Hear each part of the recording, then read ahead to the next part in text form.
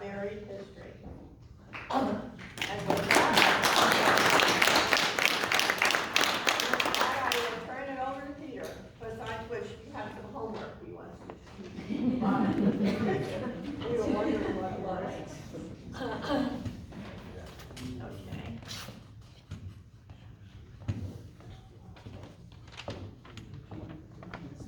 Well, thank you, Janet, and thanks to all of you for being here. I'm going to project to the best of my ability. We had difficulty getting a microphone hooked up here, and raise your hand if you cannot hear me, and I'll raise my voice accordingly. Can you hear me now? Yes. I'm a little bit deaf myself with a cold, so we're going to do our best to project and to keep this interesting. And the way this will work is we'll go back and forth for different bits, and then we'll have opportunity for open discussion. And we won't keep you forever tonight, we assure you. I want particularly to thank everyone who made possible this evening and this project. Everybody who helped with the food. The members of the History Committee have been marvelously supportive from start to finish. Reverend Liz, members of the Prudential Committee who first got this underway before COVID, and who allowed us to continue it, pick up the thread after COVID and keep going, hugely important. I know that Cheryl Bartholomew has been a wonderful advocate for this project from start to finish. If it were, I don't think I'll ask members of the Mosaic team and the History Committee to stand, but might you raise your hands if you've been involved in this?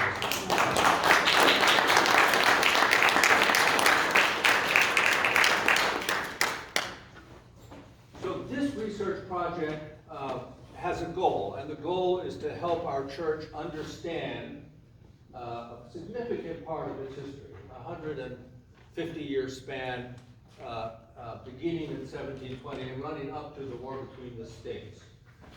And that period, it's not exactly buried. Robert O. Jones, who really is our church historian, knows a ton about this, and he shared a lot of what he knows, although we still hope to extract more from him. At this point, you know much more than I do, you and Tracy. But reality check, Robert is our reality check in all of this. Now, our aim is not to demonize anyone from the past. That is not what we're about. We do want to provide an accurate record of what the people did and what they thought in their time. We do understand that the early members, early leaders in this community were products of their time. We also understand that in their time, they had contemporaries who took a very different view of the interests of African Americans. And that will speak for itself, but we're not going to editorialize heavily in our report. We hope the information we offer will help guide our church into a future in which everyone can show more awareness of our social and economic position in relation to all our neighbors in this city and this state. So that's the project. Now, I wish this were a book party. It's not a book party. As Janet said, our manuscript is nearing completion, but there are other pieces, important pieces that need to be done. We need to complete all of the reference notes and double check it. We need to have at least 2 professional historians read it and vet it and offer critiques of it. We also want to subject it to the ministrations of a copy editor who will help to shape it and make it readable. If it's not readable, it's not very valuable to anybody. We are also in very hot pursuit of illustrations because we believe that pictures are worth 1,000 words in some cases, and we found a great many illustrations. We have to get the rights to some of them, others are free, but assembling them, consulting with a designer. I spoke to a likely person who will design this, who is a distinguished graphics arts teacher at RISD this afternoon. We were talking about various ways of printing when it comes to that. We're not there yet. This is a preview, a fairly elaborate preview of what will be in the report. Now, what we mean by the business of slavery and what we mean by church because those are the two key elements here that we're exploring. The business of slavery, people think of direct enslavement and they think of direct involvement of the slave trade. But the business of slavery in Rhode Island is far more extensive than that. It, of course, involved participation in the triangle trade. And you know what that was. It was using rum as currency to purchase captives in Africa, bring the captives to the Caribbean islands, exchange the captives for molasses, bring the molasses here, and more rum. The extent of rum production in Rhode Island is stunning in our period. There were a minimum of 30 distilleries. Some people say there were 80 distilleries in this small state operating and producing this rum, which was called guinea rum. It was a premium product, very strong, and it was the currency for the purchase of captives off the coast of Africa. But the economy of Rhode Island was based equally on a two-way exchange between this state, this colony I should say, and the sugar islands in the Caribbean, which were monoculture societies, so they didn't produce foodstuffs, they didn't have cattle to speak of, they had no timber, they had stripped everything to raise sugar cane. So the material that they needed to live, dairy products, salted fish, believe it or not, shipping fish to the Caribbean, timber, live cattle, meat, all of that came from what we now call South County, which was called the commissary of the Caribbean sugar plantations. The key to the Indies was a term used to describe Rhode Island at that time. What we mean by church is a little bit confusing as well, because there were three entities for a period of about 100 years that are years important for our study. The people who signed the covenant or were baptized into the church were the church. There was also the First Congregational Society, which was the organized body that for a time organized the business of the church and actually called the ministers, paid the ministers, built the buildings, maintained the institution. But from 1770 to 1866, there was also this very, very powerful group called the Benevolent Congregational Society, an all-male group. You couldn't just show up and join, you had to be invited to join. The initial incorporators were all members of the church, 36 men. At least half of them were enslavers, and nearly all of them earned their livelihoods from the business of slavery. But within a year, they had admitted people who had nothing to do with the church. John Brown, August 6, 1771, is a member of the Benevolent Congregational Society because it was about maximizing business opportunities. Now, all of this benefited the church very clearly, but it gets complicated because it was this society owned a lot of land, it set up banks, it was, in a way, completely independent of church governance. In that one of your packets, you see, to illustrate briefly the business of slavery, this is a kind of the thing that says, "In the name of God, Amen," dated 1760. This was characteristic of the Caribbean trade. Samuel Nightingale Sr., a member of the church, was a distiller and a trader. And he got other subscribers to go in with him on the voyage of the sloop Susanna, which sailed from Providence to South Carolina, and from South Carolina to Monte Cristo. If you've never heard of Monte Cristo, it's a little speck on the island of Santo Domingo, but it conveniently was located at that time about 5 feet from a major French port called Port Dauphin, which is now part of Haiti and called Cap Haitien. But Port Dauphin was a source of French molasses. 1760, Britain was at war with France.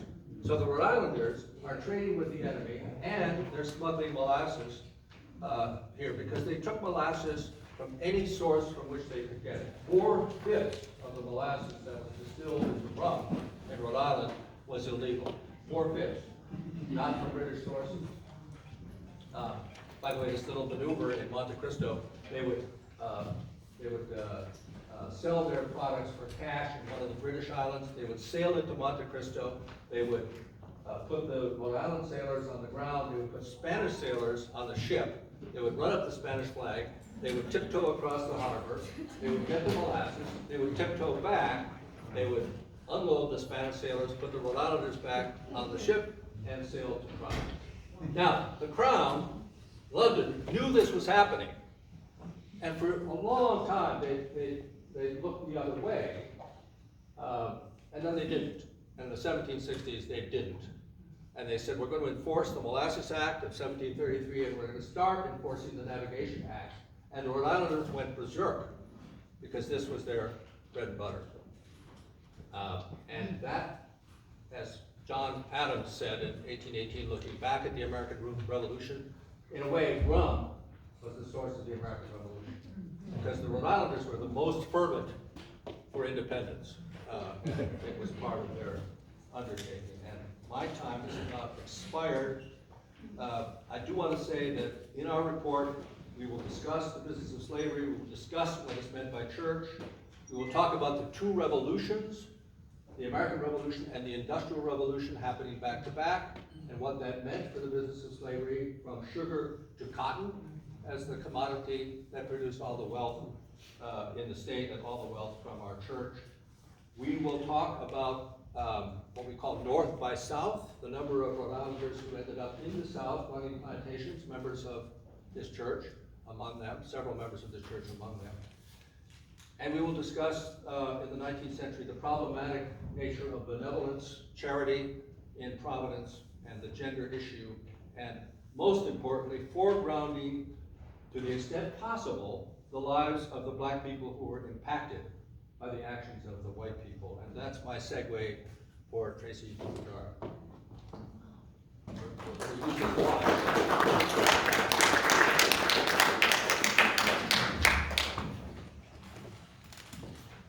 Hello, everyone. Hello. Nice to see you all.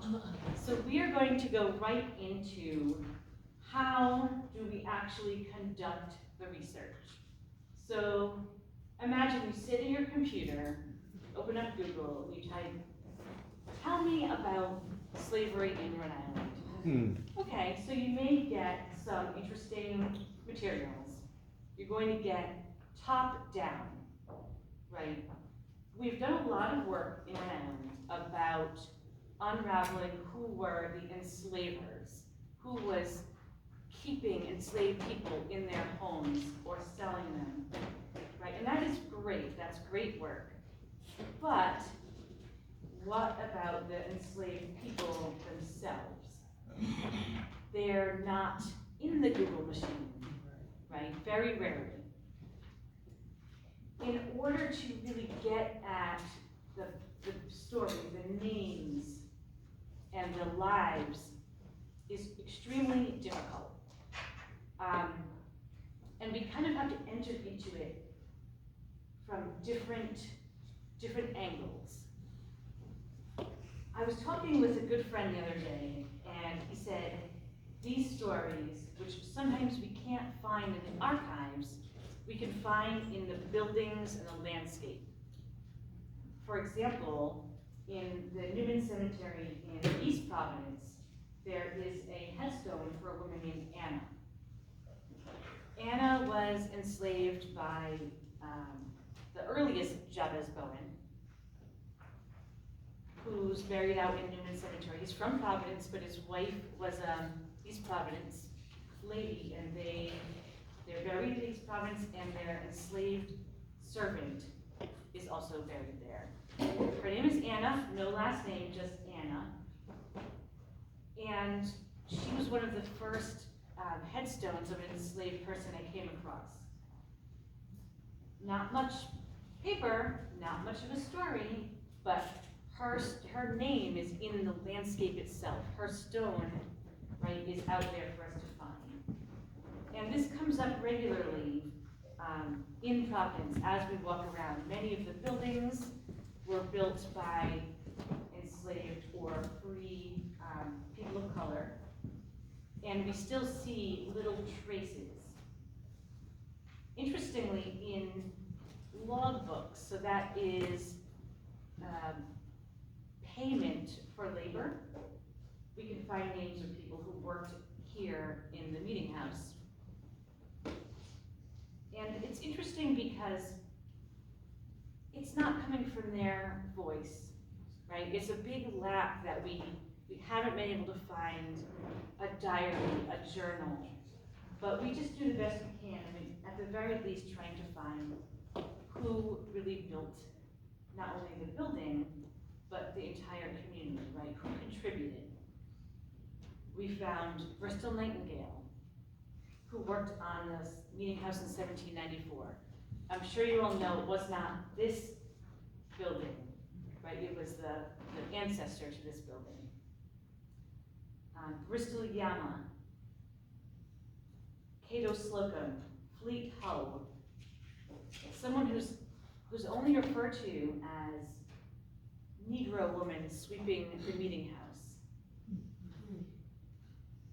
That's the real problem with slavery and the unfreedom afterwards is many people were left without a name. They were left without a history. We don't know who this woman was. We just know she was here. We know St. Hopkins, who was enslaved by Governor Hopkins, Stephen Hopkins. His house is right over here. One of these directions. and he did a lot of work, but we know he worked in the meeting house. We also know he worked as a nurse. He, when smallpox hit Providence several times, he nursed people back to health in the smallpox hospital. So little details that we can find about people. Newport Brown, Bonner Brown, they were enslaved by the Brown family, Nicholas Brown and Co. Freed eventually, and then went to work for pay, including here, in the parsonage garden, right? So they were out here working in the yard, growing vegetables, maybe flowers. So we're able to get little bits and pieces of people's lives.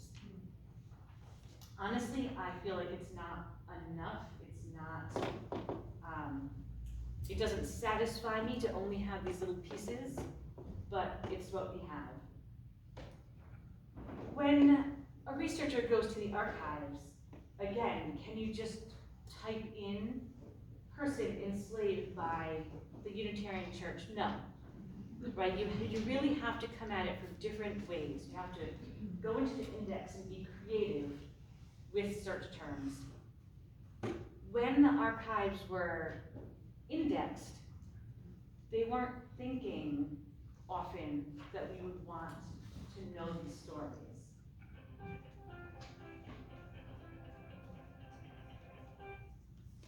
And we really just try to get the widest possible range of sources.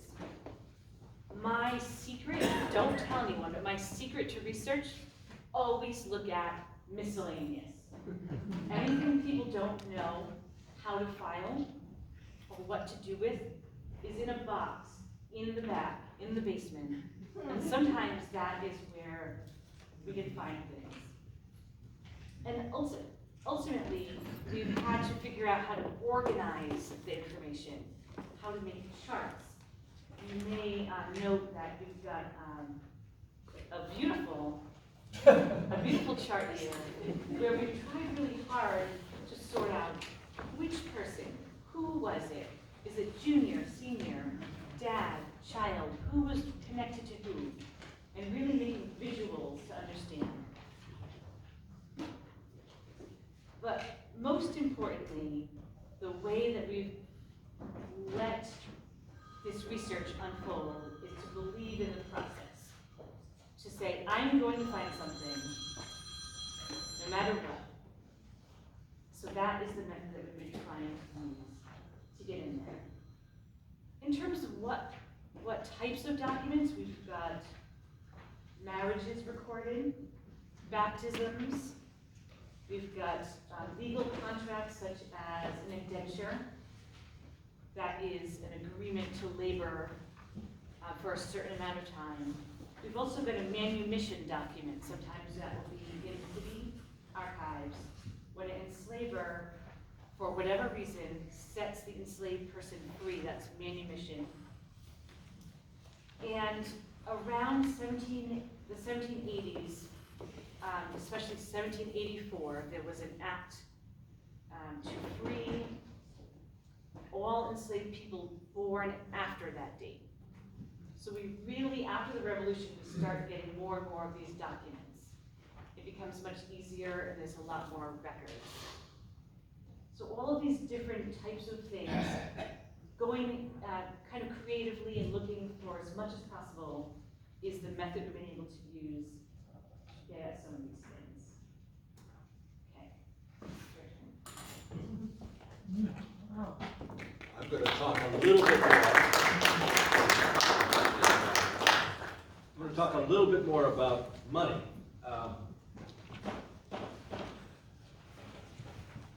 It's not strictly a question of following the money, but a significant part of the work is following the money. So our report will offer extended profiles of 3 members of the revolutionary generation. Jabez Bowen, the younger one, often called himself Governor Bowen. He was lieutenant governor twice. He was never governor. He was offered the governorship, but he said, no, I'm busy, I have other things to do. He was a colonel in the Revolutionary War. He lived a long time. He was a Brown chancellor. He had his portrait painted by John Singleton Copley, and his spouse had a portrait painted. His spouse was Sarah Brown. Now, one hears in this church a great deal, well, the Browns were Baptists. They had nothing to do with the Congregational Church. Yes and no. Deacon James Green, who had everything to do with bringing Reverend Enos Hitchcock to the pulpit. Hitchcock was an Army chaplain, a much renowned preacher. He came here in 1783 and he served until 1803.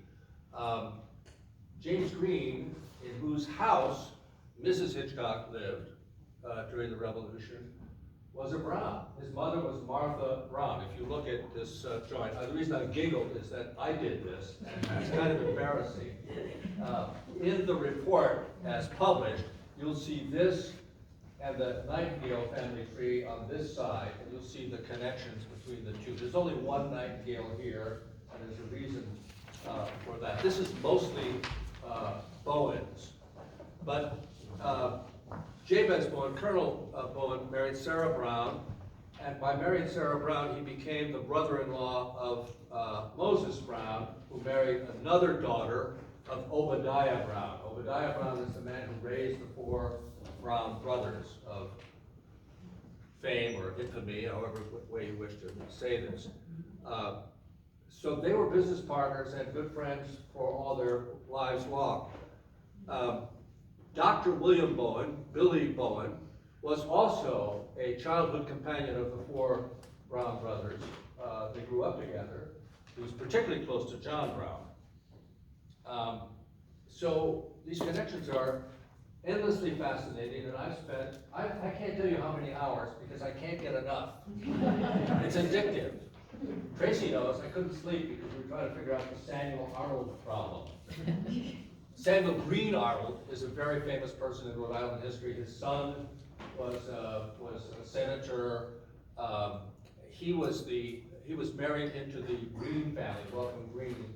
There's another Samuel Arnold who also has a pew in the meeting house. And for the longest time, I couldn't figure out what's going on with the Samuel Arnolds, but it's kind of like that. Oliver Bowen, the brother of Jabez, the full brother of Jabez Bowen, mysteriously ends up in Georgia. He marries Polly Cook, the daughter of Nicholas Cook, a governor during the Revolutionary period, and also a famous slave trader, who's pictured in that famous portrait of the Rhode Island captains carousing in Suriname. One of the documents you see is an indenture that's signed by Jabez in big letters, in which he allows his servant Prince his freedom, provided Prince goes to work for Brother Oliver in Georgia for a period of 3 years. If you read that document carefully, you realize that that was no kind of freedom at all.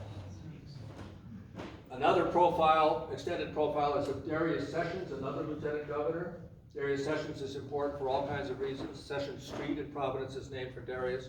His son was also a church member. Darius Sessions presided at the gathering of the General Assembly in Providence in 1770 that granted the charter to the Benevolent Congregational Society. He also shows up in all kinds of legal documents doing business for the church, doing business for the Benevolent Society. In the 1790s, he gradually withdraws to his estate in Concord, Connecticut. He is a slave trader to the end of his days, as far as we can tell. Even at the end of his time, he's got a ship floating around St. Croix. He's important because he was the primary defender of the Gaspé Raiders, the people who burnt the British customs schooner in Narragansett Bay in 1772. And he made sure that nobody was ever tried. Well, people were tried, but nobody was convicted because omerta was enforced throughout Providence. A lot of people knew who the raiders were. A lot of people knew who the raiders were. 3 of them were members of the church. Ephraim Bowen Jr., Paul Allen, and I've forgotten the third one, but 3 of them were in the raid. Sessions was responsible primarily for seeing to it that nobody was punished. And again, this was the uprising, as Stephen Hopkins put it eloquently in a 1764 protest to the London Board of Trade. This was an uprising.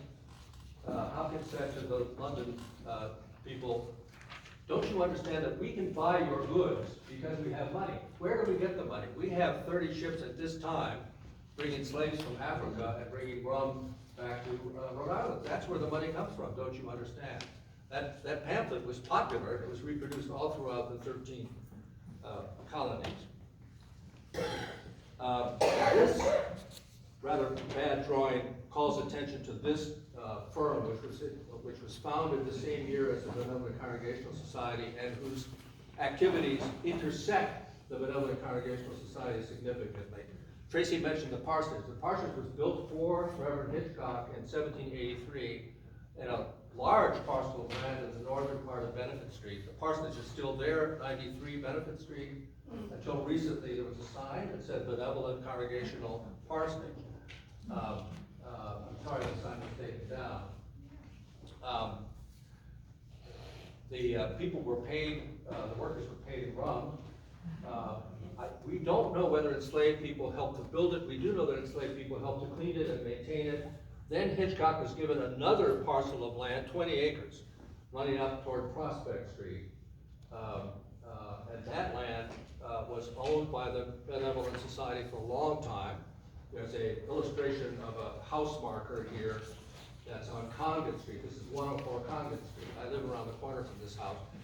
And it says, Benevolent Congregational Church land. Nobody in Providence understood that there was a Benevolent Congregational Church. There was never a Benevolent Congregational Church, but from a legal standpoint, as far as the town and then the city were concerned, that is the church because they have all the deeds. This week I spoke to a wonderful young person in the archive, city archives, Adriana Costa, who's going to help us find all the land that was controlled by the Benevolent Congregational Society from 1770 to 1866. She's going to go through all the deed books and find the pages where the name appears, and then we're going to go photograph that and learn a lot. This land, from Charlesfield to Benevolent and all the way back to Hope Street, was another parcel that they purchased. And they purchased it for speculation. They sold off lots.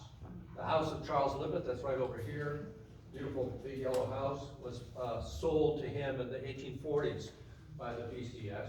He was son of Governor Libet, grandson of Warren Libet, who was a church member. They had connections to the church. But all those parcels going back there were sold off. And Swan Point was a major investment of theirs. They helped to create Swan Point. They created that beautiful oval, which is kind of like a cemetery within a cemetery. That's Swan Point. If you've never been there, it's gorgeous. The pastor's rest is the focal point. And that was a moneymaker because they were able to sell those graves. But their primary source of income was land, and also they financed the church through a very innovative scheme for selling the pews. So the pews were sold. They were also assessed. You could purchase a pew on the installment plan, which was an innovation. We just looked before the program began, a very wealthy person who was married into the Nightingale clan named Oliver Kane was able to pay in 1815, $1,240. The combination of the price of the pew, the assessment, and I guess he put a little bonus in it. That was a lot of money in 1815. When you think about the fact that the second meeting house burned to the ground in 1814, and within a year they were able to build this one debt-free, you know there was money there. You know there was money. We are doing a lot of work on dynastic family trees. We won't trouble you. I mean, it's far more than the Bowens. It gets way complicated with some of these families. We do want to say that when we get to the early 19th century, we're going to focus a lot on caste. The term caste, as the historian Isabel Wilkerson uses it, applies perfectly to the Providence society of the early 19th century, with black people at the very bottom, what Wilkerson refers to as the mudsill class, people who have basically no rights, and then the middling people, the shopkeepers and artisans above them, the industrial workers above them, then the artisans, and then the elites. There's no way to say that the First Congregational Church was not an elite church. The pews were the most expensive in town. They rivaled the St. John's Episcopal Church in terms of exclusivity. Some of the people went back and forth. They owned pews in both because they were kind of spreading it around and they were showing off. If you look at that chart at the back of the meeting house, you'll see right in the front is Thomas Point Knives, the partner of the Brown and Ives company, married the daughter of one of the Browns, Hope Brown. And next to him is Sullivan Dorr. Sullivan Dorr, a huge textile magnate. His splendid house is at the foot of Bowen Street. If you've never seen it, I think it's the nicest house of that federal house in Providence, designed by John Holden Green, our architect. We're going to spend put some attention on caste and gender, and we're going to detail church involvement in two activities. One was called the Society for the Encouragement of Faithful Domestic Servants, created in 1831, out of elite white anxiety that there were too many black people in Providence who were not attached at that time to white households as servants. And the other group What was that name again? the Society for the Encouragement of Faithful Domestic Servants. The other group that's important for our history is the Anti-Abolition Society, formed in 1835. Peter Phipps, who's here, has been doing some work with us on that. 9 of the 28 officers at the initial meeting of the Anti-Abolition Society were members of the church, and much of their energy came from this church. So this church was as it were, the law and order church. It was also the home of the people referred to by economists as cotton Wigs. Cotton Wigs are people who are broadly in favor of the mercantile class, just as in Britain, the Whig Party there. But in our case, very closely allied with the Southern planters, and the reason, of course, is cotton. Nearly everybody by 1820 with any significant degree of wealth was invested in the textile industry. A prominent member of the church who also has a pew right in front, Daniel Laarman. Daniel Laarman was a judge, a lawyer and a judge who married the daughter of the Wantons of Newport, the slaving Wantons, and his sons-in-law, also members of the church, became invested with him in 1808 and 1809 in the Lyman Manufacturing Company. We found a thing where Jacob Donnell, church member, and Daniel Lyman are shipping cotton from New Orleans to Providence. That showed up the other, well, Peter found that in the Journal or the Gazette? Providence Gazette. Providence Gazette. We want to thank Phyllis Cole, our comrade and colleague in the History Committee, who as you know, has given us immensely important information about the women in the church and the charitable activities in the church. And when we say we're going to discuss gender, we need to look at these societies in context in relation to what else was going on here. Poor women in Providence, many of them had skills as seamstresses, but they were unemployed. In 1837, the economy nationwide crashed, and the Female Employment Society put people to work. And they were unbelievably energetic. In one of these packets, there's an ad for clothing for sale at the Arcade Building. This was one of their projects.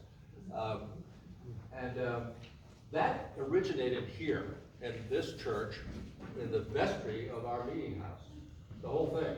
And it segued over time into a big project in the 1840s called the Ministry at Large, which was a Unitarian undertaking. This church and the First Universalist Church, or the Westminster Universalist Church, did it together. And that was hugely important. Now, it's a little problematic because the Ministry at Large would not serve Roman Catholics, and by that time, 1840s and 50s, there were a lot of Roman Catholics in Rhode Island working in the mills. They said they didn't require chapel, but actually they kind of did require chapel. There was a free chapel at the corner of Halsey and Benefit Street, which is now a double house. And in regard to black people kind of don't figure into these activities at all.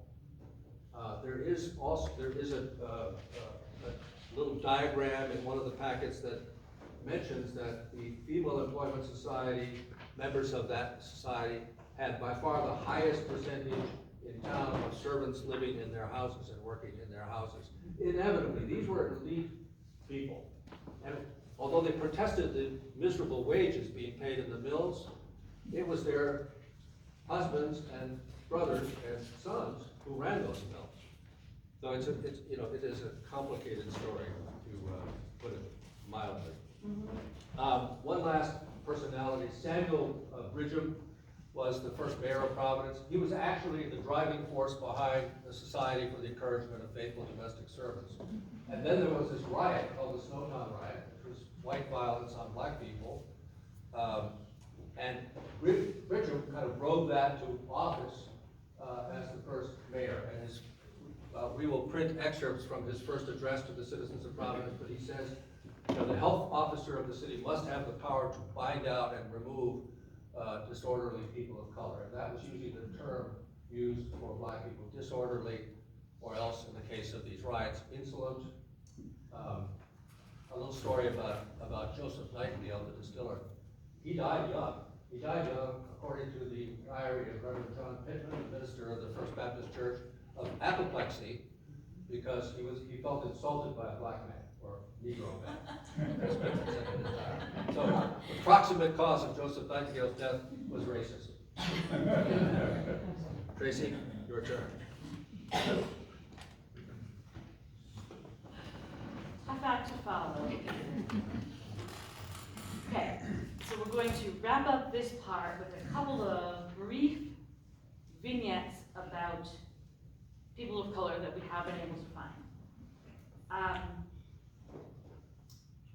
Importantly, we have, as Peter alluded to, we have slavery and the business of slavery. We also have being enslaved, then freedom. There's something in between, right? So, Rhode Island, we like to kind of pat ourselves on the back. Well, we freed people so early, we're so great. It is true that Rhode Island did free enslaved people earlier than the South. I can't say that's bad, but it quickly went from slavery into other problems, like indenture. On October 1810, Moses Brown, who had been a pretty serious enslaver and then became an abolitionist, he had a visitor. a woman knocked on his door, and he refers to her as a indigent black apprentice. So a low-income woman with no prospects, seeking asylum and assistance.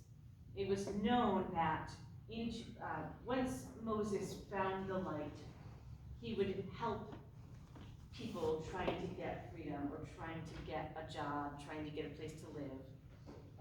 And her name is Patience Havens. She had been indentured in 1797 to David and Mary Vinton. He was a local shopkeeper. They were members of this church. David and Mary decided that even though Patience had long past the age of 18, she was actually 21, indenture goes until 18, he wouldn't let her go. He just really loved the free labor. He loved having someone around to do what he said.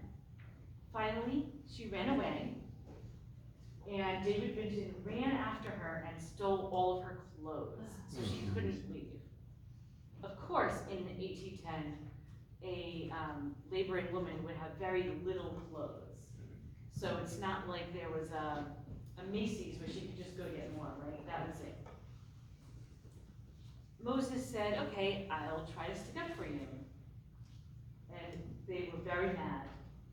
Mary Vinton said to Moses, "Sir, will you be so obliging as to inform me on what principle and by what authority you have thought proper to alienate my servant girl from me?" I love this quote because she specifically calls the woman my servant girl, showing her attitude of possession, right? Someone works for you, they're yours. Patience was finally allowed to go free with Moses' help because he paid David and Mary Vinton off.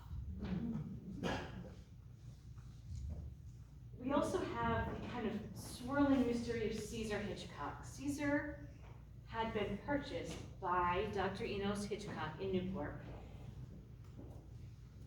and adopted into the family. It sounds like possibly Enos Hitchcock was trying to do the right thing, and maybe he had good intent. He claims to have freed Cesar, which seems plausible, but we have no, we can't find the document.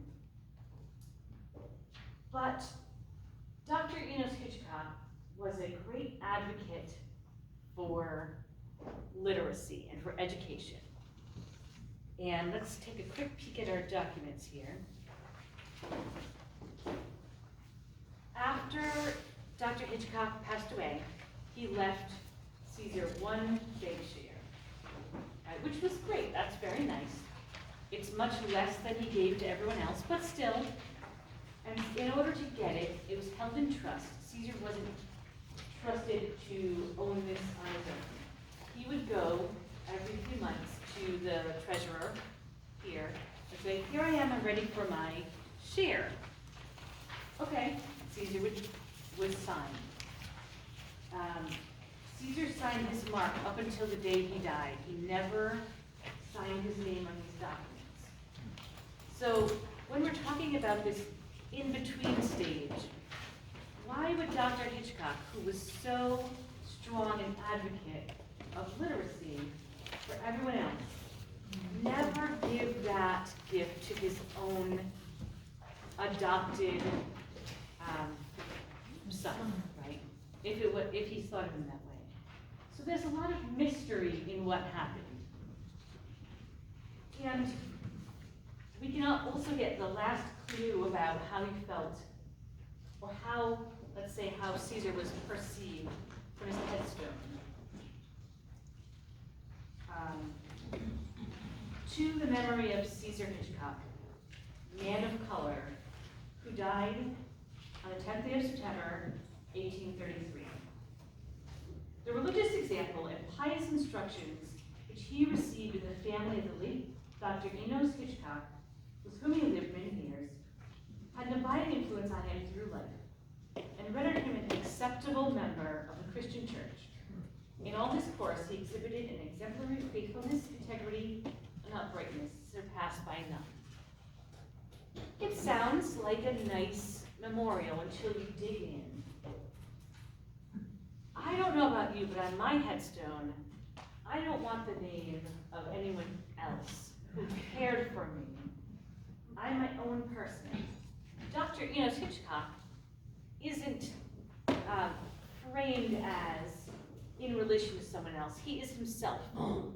A white man was himself, and a black man was framed in relation to Dr. Hitchcock.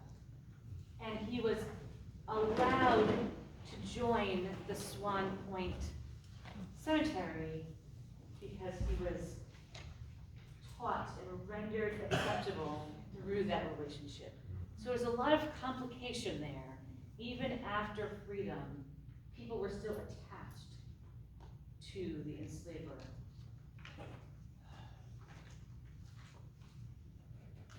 I've mentioned the names of some others. We have the Nightingales, we have Anna Bowen, we have a whole group of the Bowens of Jabez, as mentioned earlier.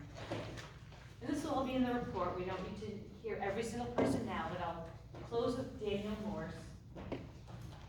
Daniel Morse, honestly, this was one of the biggest surprises I've had here. I thought I was just looking up the sexton of the church, but it turns out he was amazing. He was a huge advocate for freedom. He was born in the South, although he does cite both Georgia and South Carolina. Not 100% sure. Maybe he didn't want to say. We know he was a black man, and we know that even though he may or may not have been enslaved in the South, he came here for freedom. And he was definitely in contact with the system of chattel slavery. No one could have escaped knowing all about it and being surrounded by it in the South in the 1800s, right? He works as the sexton for some time here in the church. Then he opens a grocery store, which is great, up around the kind of Fair Street area. He's living with his wife, Phoebe Ann, his son, Daniel Jr., working in the business. Phoebe Ann was the daughter of enslaved parents in North Kingston. She was born free, so they were both really aware of the burden of slavery. So they went on to work in anti-slavery organizations and really advocated for freedom. We often hear about, I mentioned Moses Brown earlier, we often hear about the many white people that worked for abolition in Rhode Island, and that is absolutely great, but it's important to also note that the people most invested in abolition were people that were directly connected to slavery through their own life or their family or friends. And Daniel Morse is an example, Daniel and Phoebe both, of those people. He then goes on to help incorporate the Second African Methodist Episcopal Church and participated in the annual 1st of August celebrations at the Pond Street Free Will Baptist Church. So that is about where Central High School is now, was a neighborhood that was a diverse mixed race neighborhood with a church that was completely erased and knocked down. So yeah, Daniel Morse was an absolutely fascinating person, and although we don't have that many details about his life, we clearly see his trajectory from the South, coming up here to this church, which it does seem provided to some degree safety for him, and then he went on to advocate for himself and his family and friends. The last thing I want to say is just quickly mention, and I began early on talking about Anna Bowen, and I talked a little bit about headstones and who gets to write them. And I'll mention Anna's headstone. It's not in very good shape now, it's hard to read, but it has been recorded as. And let me say, the Bowens, Mr. and Mrs. Bowen, have these kind of table stones about this tall, side by side, very large. And then Anna's is really quite small, set off on the side. So that landscape, they're communicating who's important, who has the bigger stone. And on Anna's it says, "Here lies interred the body of Anna, a Negro servant to Colonel Jabez Bowen, aged about 80 years. Thou a good master, I was a good slave. I now rest from labor and sleep in my grave." Say it again. "Here lies interred the body of Anna, a Negro servant to Colonel Jabez Bowen, aged about 80 years. Thou a good master, I was a good slave. I now rest from labor and sleep in my grave." So I will leave you with that, and I think, are we ready for questions? We kind of are, On this question of memorials and gravestones, again, this benevolent Congregational Society moved nearly 1,000 graves from the west side of the river to Swan Point. 600 and some adults, 300 and some children. But in the old burial ground, the west burial ground, there's a section, and again, Traci found this on the chart of graves, that says "taken by the blacks." Now, the people employed to dig up the graves of the white people and move them all to Swan Point were significantly people of color, but they didn't move the graves of the black people, which are now under the intersection of 195 and Highway 95 over there. So this is commonplace all over the country. To the best of my knowledge, the only African American buried at Swan Point Cemetery in the 19th century is Cesar Hitchcock. Other than that, it was a lily white cemetery, including the church grounds. So we've said an awful lot of tidbits, and now it's your turn to ask questions or raise anything you want to raise. Yes? Two questions, either one choose. More about the Snowtown riot, and Right. the other question is Providence or Rhode Island's position with the Underground Railroad. Right, I can't answer the second. There were two anti-black riots. The first was called Hardscrabble, the second was called Snowtown. The Snowtown one was more significant, it lasted for several nights, and it caused quite an uproar. Members of the church were on the investigating committee. There was, again, 14 white men investigating. They say, nothing to see here, basically. It's too bad that people were killed. Go ahead. Rioters were killed. Yeah, right. Right, and in the case of the first one, 1824, the descriptions there were of, again, insolent black people. The places were characterized as dens of iniquity and vice. Interestingly, the houses, the tenement houses that people of color lived in these neighborhoods, many of them were owned by people named Sessions and Brown. But that's kind of how that worked. But these things were electrifying. Peter has noticed that in the newspaper at the time of Snowtown, the Providence papers were much more interested in reporting on slave uprisings in the South than they were anti-black things here, because that was of much more consequence in terms of business. Right, and in the coverage of Yeah. the Providence Journal's first big story, no African American person is quoted. No, that it is just. Can you say that louder, Peter, please? In 1831, the Providence Journal was founded in 1829. Its first big story was the Snowtown riots. The first days of the riots, as Peter said, they were more interested in the insurrection in North Carolina. This was a paper dedicated to commercial matters, basically. And in their coverage, they listed all the people who were shot and killed in the riots. They're white, they're all working class people. That's the way they're described. There's no elite involvement here, which probably is not true. Right, but right, this was, no one is ever punished. It is a matter of civil disorder, and the issue goes away, sort of. Where was Right. Snowtown? Where was it, Snowtown? She knows, there's some dispute about where Snowtown was. Snowtown was basically what is currently the Rhode State House Okay, and the train station and tracks. okay. It was the head of the Providence Cove, Mhm. but the cove has been almost completely disappeared. Right. So it was a pretty small location right there. Thank you. Janet? When you talk about elite, most of us did not descend from elite people, and that lets us off the hook, because of course we would not have been involved in the slave trade. Would you explain why that's not true? Well, in Rhode Island, these voyages and rum distilling as well had many, many subscribers. So you didn't have to be Samuel Nightingale Sr. Or John Innes Clark or Nicholas Brown to be invested in this stuff. The Rhode Island ran on the share system, so people like us could have had a piece of the action, pardon the expression, in those days.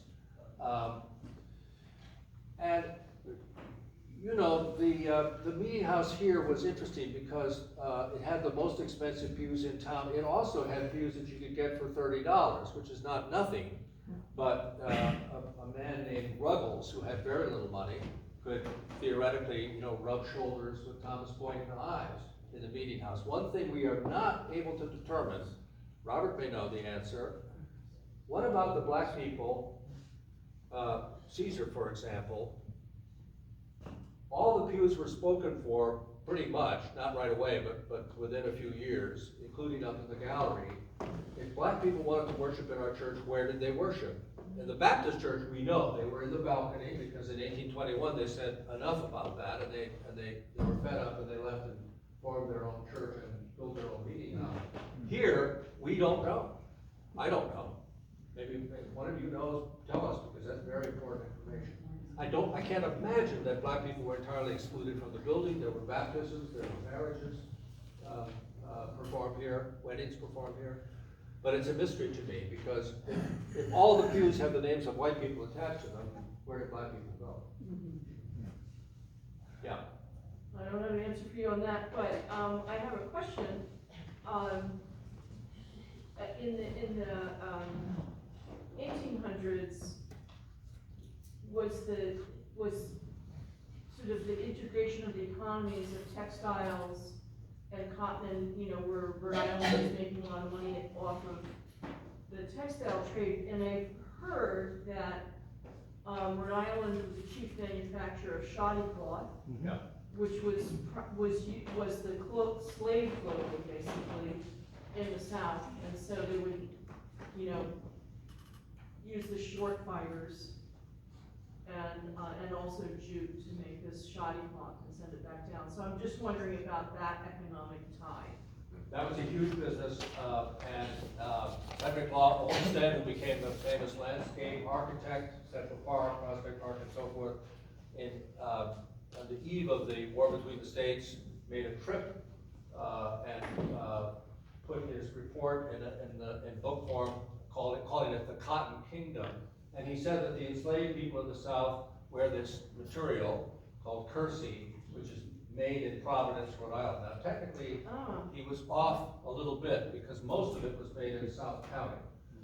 But it was a big, big deal, and in fact, the Female Benevolent Society, when it got in trouble with the crash of 1837, was bailed out by a descendant of the Nightingales named Samuel Nightingale Richmond, who got them a contract to make clothing for enslaved people. And that's how the Female Employment Society kind of bridged the collapse period.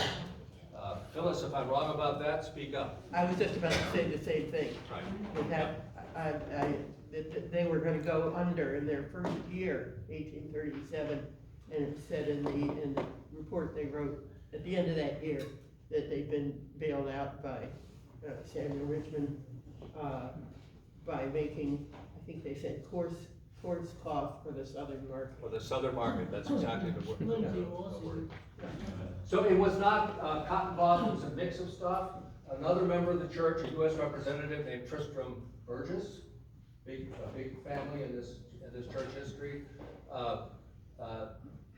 made a big speech in 1828 in the House of Representatives saying we must have what was then called the tariff of abominations. We must have this tariff because we don't want cheap English wool coming in here because that could threaten the Rhode Island industry, the Negro cloth or kersey, sometimes called Lindsay Woolsey. Lindsay Wilson. Yeah, but it was a very big deal here, and various members of the church were involved in that business as well. They were also, right after the Revolution, I think most people do not know that they think the slave trade kind of petered out during the American Revolution, and it did during the Revolutionary years, but between 1790 and 1805, 45,000 black people were transported from the Sugar Islands to the ports of Charleston and Savannah and Providence, and members of this church in particular, a man named William Church, for example, were heavily involved in that. They made a lot of money. Clark and Nightingale was involved in that. The idea was, the sugar thing was winding down, cotton in this country was winding up, so let's transport these people. 45,000 people in that, just that 15-year span. Yes? There is a Nightingale house on Benefit Street, correct? Yeah. Connected to the family. That was the house of Joseph Nightingale and Elizabeth Corliss Nightingale in that little diagram. Yeah, and it was the biggest at the time, and I think maybe during the whole period, the largest post and beam federal house in the country. Their business partner in the distillery, John Innes Clark, had an identical house across the street that burnt down in 1849. So the Nightingales related to that house did hold slaves. Oh, yes. Yes. Well, there's a sign at the John Brown house, as you may know, that said John Brown was a slave trader. Yeah. Would it be appropriate to have some kind of sign letting us know about the Nightingale house? It happens that Traci Picard works in that house and knows all about it, and I believe there's literature about it. I don't think there's a marker that says it was. Right. So there is, there's an online and printed document that has been created about that house. In terms of a plaque, the plaque on the John Brown house was made by the Rhode Island Black Heritage Society. So they would be if it were to be the same type of plaque, most likely they would be the ones that would make it. But it would be interesting to mark every house and building in Providence with the name, not just people were enslaved here, but their names. Yes. And the John Brown house does say he was an enslaver, but it still centers John Brown, and still their enslaved people are still never named in that house. Yeah. As you may know, there's somebody tried to black out that section of the soon after it was put up. That plaque has been defaced more than once. We don't know, by the way, whether enslaved people helped build the second meeting house that stood on the very same spot where this third meeting house stands. It's possible because Caleb Ormsby, a church member, had designed the Nightingale Mansion 2 years before he designed the second meeting house. And it's conceivable, but there's no way to know that. We can't find those records. A lot of the records of the Benevolent Society went missing, and that's a big, big problem for us in terms of understanding fully. So we're doing these end runs, trying to get at it through deeds and things like that, but we'll never know completely what they were up to. Yes? You said, I think, that a law was passed in 1804 that all African American children who were born here were born free. Did you say Yes, that? 1784. 1784. What I want to know is, were those children given any kind of educational opportunities? Were any kind of schools set up for their free children while their parents were still slaves? Tracy? Yes. Segregated schools were created. I couldn't give you the dates right off the top of my head, but the answer is yes. There were both official schools that were by, for everyone, and like care facilities such as the Home for Colored Children, and actually the Benevolent Women's Society taught white and black children sewing. So they were both a overall school and then individual programs, usually segregated, and all children, almost all children had to work at some point. So there was school, but there was also still apprenticeships. Apprenticeships. Were they free schools, or did you have to pay for them? Go. A mix, some were tuition free, others were Both, tuition. yeah, there were some free schools, yes. We could come up with the details for you, but I don't know it off the top of my head. Peter? Yeah, I was recently at the thing about Frederick Douglass at the Conley Street Baptist Church. And that church was actually, grew out of a free church for Africa, for Negroes, that was established by, I think originally by members of First Baptist. Yes. That's out of That's the rebellion against the balcony. They left, they formed something called the Free African Meeting House, which then became the. Right, and Continental. originally the school was burnt down about a dozen years after it was originally built, and then they built the current church. Dana? In case this is interesting to anyone, I was looking up a paper I wrote a while ago about this.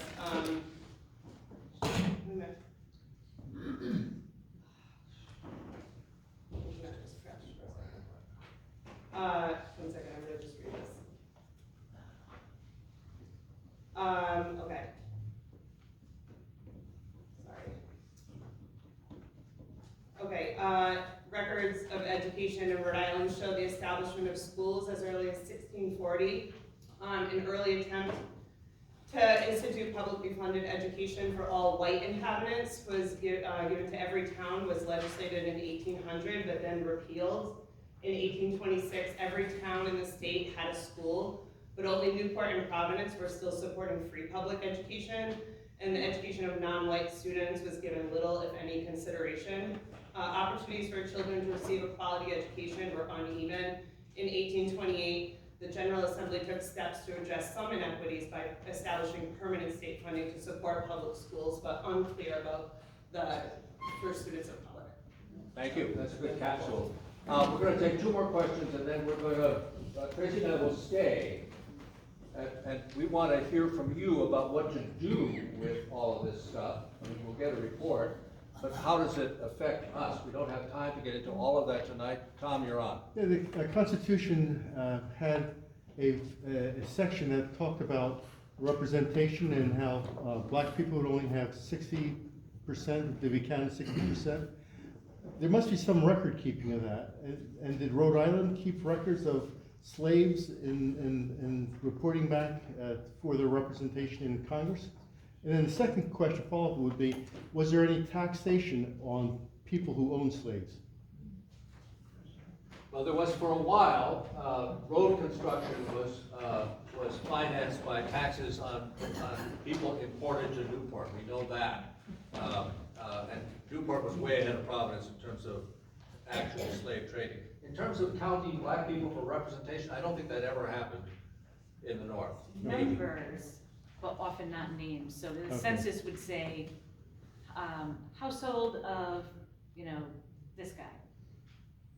Number of white men over 50, number of white women over, age, number of white women by age, and number of people of color or black people, depending, then total number of free persons, total number of, right, so you'd have numbers, but rarely do we get all of the names. You get head of household name only.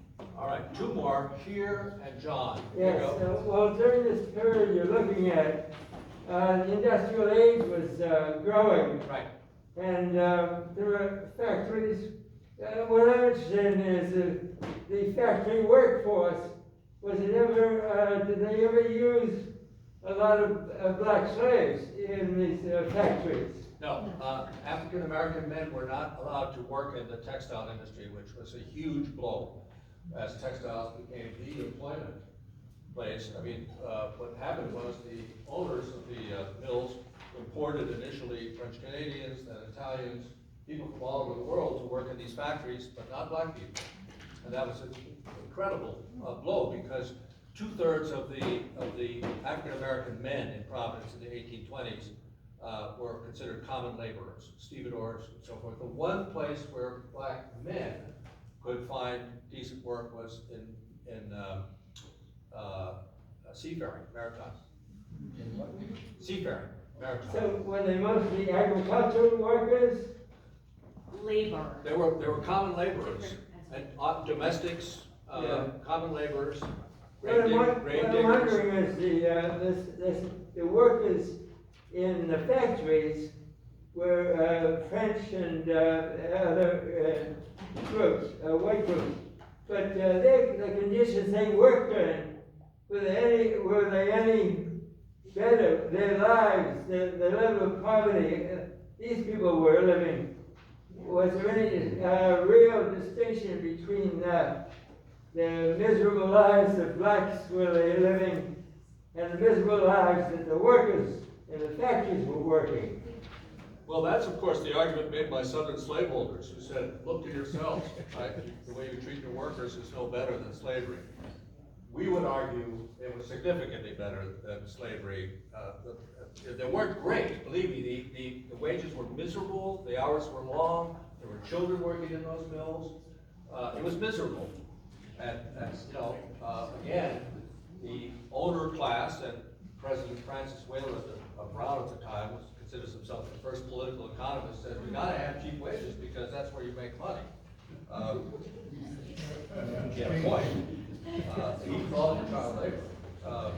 So the lives of the white people were pretty miserable, but they were pitted against black people from a very early age, and they had what's called the wage of whiteness in terms of social acceptance. But that's part of the answer to Janet's question. Right. John. You know what I'm saying?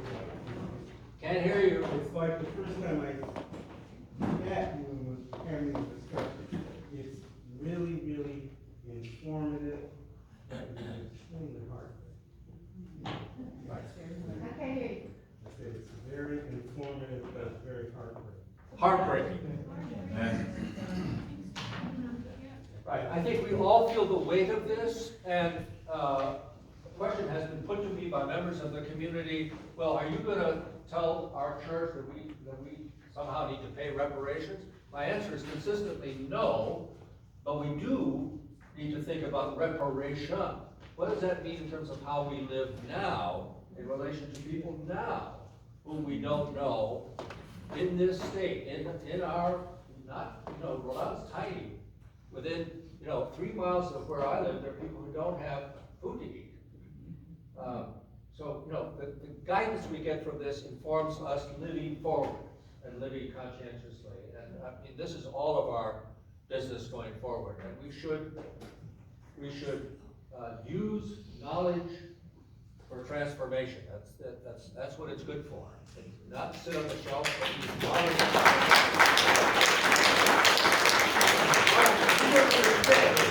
And we should leave, and we thank you all for coming. It's been a long evening. And there'll be plenty of other opportunities to talk about this topic.